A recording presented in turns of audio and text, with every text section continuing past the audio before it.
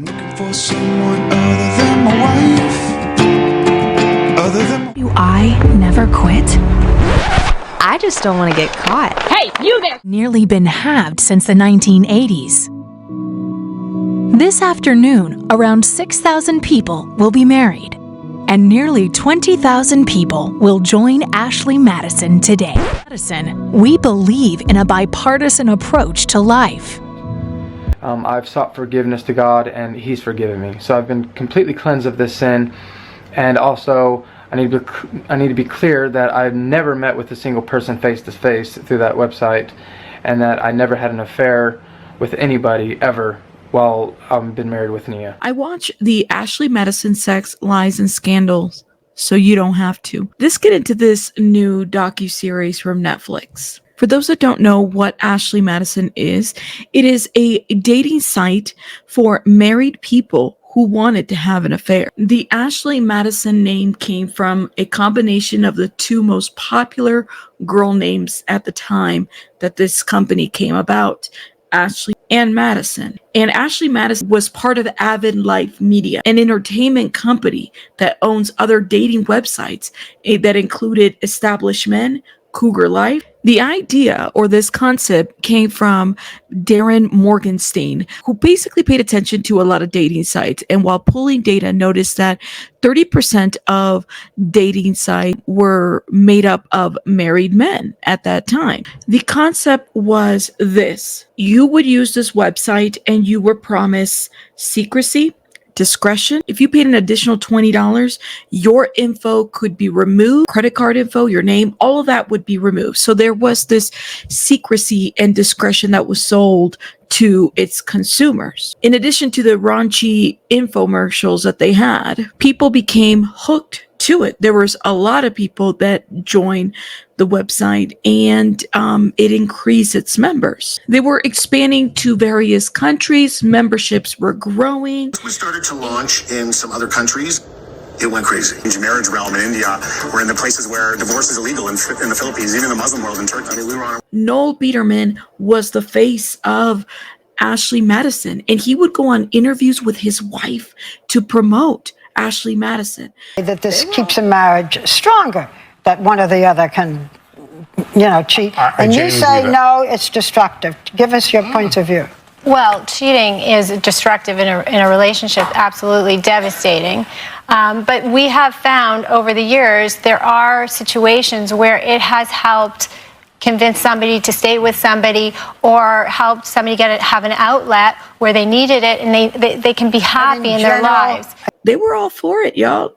Husband and wife doing the entrepreneurial thing, promoting that, people cheat, and this is a very discreet website where people can do that. By the way, for those that don't know, the moral of the story is that nothing is ever discreet when it comes to the internet, including cheating. The people always get hacked.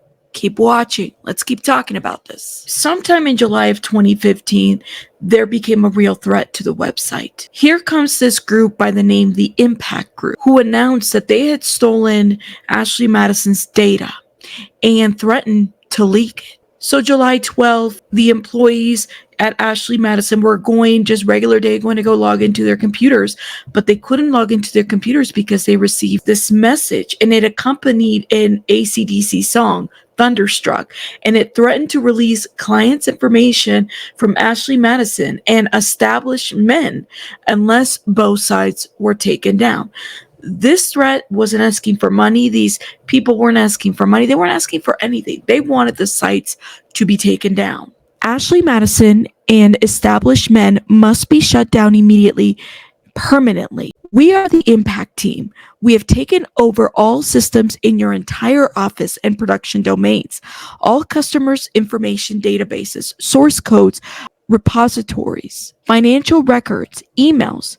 Shutting down Ashley Madison and Established Men will cost you, but non-compliance will cost you more. We will release all customer records, profiles with all customer secrets, sexual fantasies, nude pictures, and conversations and matching credit cards, transactions, real name, addresses, and employees. documents, and emails. Avid Life Media will be liable for fraud and extreme harm to millions of users. So, from this statement, the impact team was not only going to release the people, the members in this website, but the people from the inside, which included Noel Biederman, because they felt like you guys are facilitating this behavior, therefore you need to be exposed. Now, notice how in this little very cryptic message, they're not asking for money. They weren't asking for anything. They literally were just saying, take the websites down. Otherwise, the people using your website will be exposed. And there's another word that we have to pay attention when it came to this. The very last sentence, Avid Life Media will be liable for fraud and extreme harm to millions of users. So in addition to credits and, chatting up with different people, they were being promised a security blanket. There was no security blanket. There was no removal of information. There was no removal of your credit card if you paid an extra 20. So people were paid, an additional $20 thinking that they were having their stuff removed. And it turns out that it didn't happen that way, because in 2015, everything was revealed. Ashley Madison was frauding people, was promising a service, and it didn't deliver. It sold secrecy and discretion, and it didn't deliver. The way that this website worked is that you pay to play. So the more messages with people, the more whatevers, you had to pay extra for those credits. There was a payment plan to that.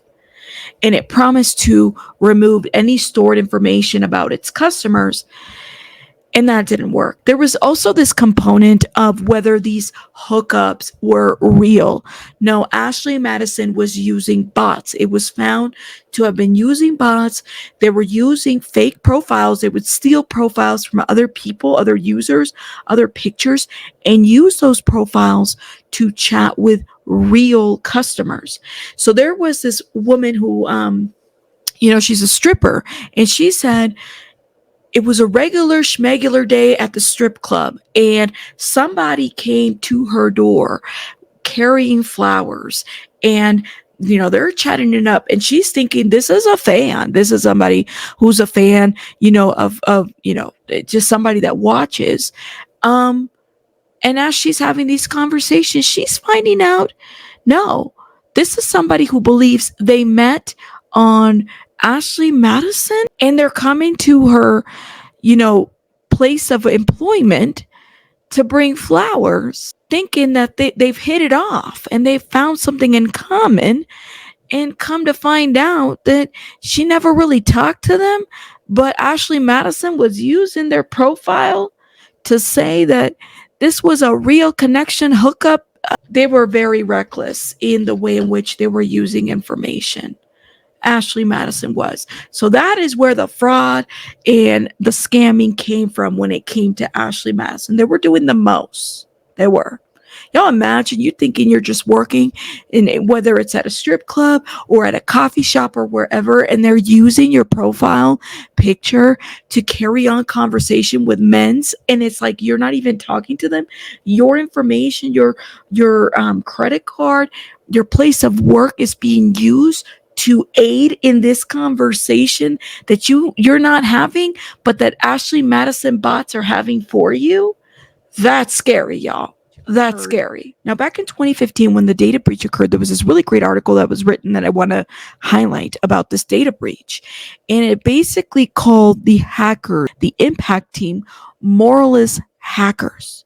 Ashley Madison breach reveals the rise of the moralist hackers. There's value in more than just credit card data, as Avid Life Media, ALM, parent company of the extramarital affair website Ashley Madison, has found out after being raided for millions of their customers' details.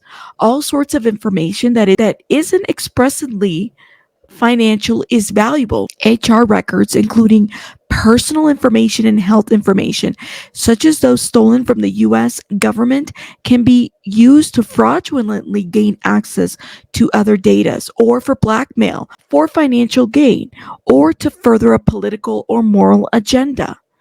The Ashley Madison hackers, calling themselves Impact Team, seems to have a moral agenda, adding another dimension to the factor that motivates cybercriminals, and therefore something else for overabundant security professionals to consider. It doesn't get more sensitive than this. There is a spectrum of sensitive information, from an email address to private secrets. The theft of the Ashley Madison databases, essentially a list of 37 million possible adulterers, identifying details, must rank as one of the most sensitive troves of data ever acquired. While there will be credit card details too, it's the potential for public and private embarrassment that many will be fearing. One of the things that the Netflix docuseries points out is the story of a man named John Gibson, who was a preacher, pastor. His information was leaked from this website. There was a connection there. And rather than facing a lot of this, he felt the shame and fear and embarrassment, that many religious institutions put us through. I'll say that myself. And he committed suicide from this leak. It just goes to show that some people were so fearful of this leak that they felt there was no other choice but to do this, to just end it all. One of the things that this Netflix docu-series doesn't address is any of the cultural impacts that it had. So when Ashley Madison started promoting to a international audience, Our marketing guy came up with the idea for a billboard in India. Your parents arranged your marriage. Let us help you with your affair. And people were outraged. I mean, outraged. I think it was funny. We're now in the arranged marriage realm in India. We're in the places where divorce is illegal in the Philippines, even the Muslim world in Turkey. I mean, we were on and it was said that there was going to be this huge data leak. It didn't think about those arranged marriages or those countries that will stone you to death if you are stepping outside of your marriage, or if you are engaging in any same-sex relationships. It didn't consider that. And it's really sad to me that that Netflix and this docuseries didn't dig into that, because we would have found impact that it had to various countries. This company did. And they followed through with their threat. They started leaking information on various folks. The leaking led to international police getting involved, but the Impact team continued to leak information. By mid-August, it had already released over 30 million users, including emails, physical addresses, partial credit card numbers, sexual preferences. Along with their leak, they would post a message saying time's up. And some of these leaks included the CEO, Joel Bitterman's information, including emails and all kinds of stuff that was being leaked from inside. So in the leaking of this information, there was this aftermath. You had journalists that were going through some of that information. You had celebrities that were using the site. Josh Duggar was named in this. YouTube family vloggers Sam and Nia were also in the mix. Spouses who want to have an affair. I'm here to clarify some of this with you guys because I owe it to you. I did make the account. I made the account 2 years ago. This is an issue that is in our past. This was before I got onto YouTube. The impact of this led to really disastrous consequences. There's a post on Reddit that I wanted to read. It said, I, single gay male from Saudi Arabia, could be stoned to death if Ashley Madison records are leaked. I'm from a country where homosexuality carries the death penalty. I studied in America the last several years and used Ashley Madison during that time. I was single but used it because I'm gay. Gay sex is punishable by death in my home country. So I wanted to keep my hookups extremely discreet. I only use Ashley Madison to hook up with single guys. They wrote in all caps on this post, please, please, please, please, please share this message I'm about to be killed, tortured, or exiled, and I did nothing wrong. Stop the hack. Even if adulterers deserve it, I do not. I am being honest and I can prove it if you refer to me to a journalist or government body that will allow me to corroborate my story without compromising my identity. There has been no follow-up post to this. We don't know what happened to this person that posted this on Reddit.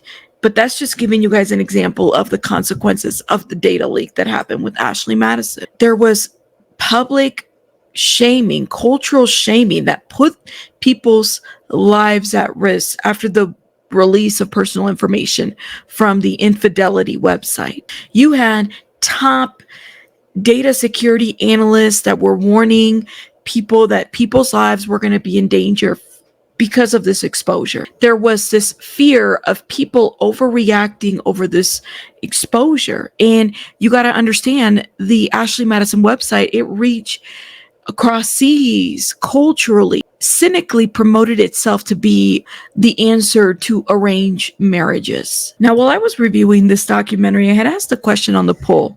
In your opinion, the Ashley Madison website is wrong or not my business what people do? And some of your guys' responses were very, very interesting. Let me just say that much. Petty Kitty says, I think the moral degradation of society is everyone's business. That's my opinion. If you think this isn't our business, then you can't think family vloggers are your business either. It feels odd to me, like you can't have it both ways. I see a lot of people speak out against family vloggers here on this channel, yet they also claim this AM stuff isn't our business. Both have victims and negatively affect families, and both contribute to the downfall of morality in society. So I don't know. That's just how I see it. Happy Memorial Day. Hope everyone's having a wonderful, safe weekend. Don't drink and drive. This is interesting that, shout out to Petty Kitty who wrote this. I have spoken out against certain family vloggers, like, the recent crimes that have happened with Ruby Frankie. Those are the family vloggers that I've spoken out against. I have never watched Sam and Nia before, and didn't even know about them until this recent Netflix expose. But I really like Petty Kitty's comment because it does kind of make you think. It's like, if you think that this isn't our business, and you can't think family vloggers are your business either. And so if it's put out there and you're consuming it, you have a choice not to. But if you're consuming it and everything that's going about them, then there is this level of like, I'm consuming it. Am I interested? Is it my business? But then if you find out that one of those people were on an Ashley Madison website, would that change your view or your support of that family vlogger? Just a thought. Shout out to Petty Kitty. Thank you for putting that up there. Evil Queen said, I see girls on the street in tough shape. Ashley Madison, none of my business. There will always be clients, always. Now, Ashley Madison, I don't believe promoted itself to be like an escort website. Not to say that that wasn't happening on there, because it definitely gave me that vibe, but it is giving two consenting adults that signed up to a website that agreed to have an extramarital affair. And so I think that these are things that we have to take into consideration, right? That there is this is two consenting adults. And data breaches can happen just about anywhere with any website. This just happens to have been Ashley Madison. Now, in conclusion to all of this, the impact team, I guess we don't know who this impact team was. It was said that it was within the inside of the organization, that it could have been a disgruntled, cheated spouse or whatever. Or it could have been like a bigger group. People assume that it was probably potentially anonymous that did this as well. I am sitting here and I'm wondering, well, will we ever find out who actually leaked the information? But let me know your thoughts in the comments. I mean, what do you guys think? Is it our business? Is it not our business? Does it sway your thoughts about such websites? Have you ever caught anybody on a website like that? I mean, let me know what you guys think. And if you watched the docuseries, did you get something different than I did? Let me know in the comments. I'll see you guys on the next one. Rabbits out. Bye, guys.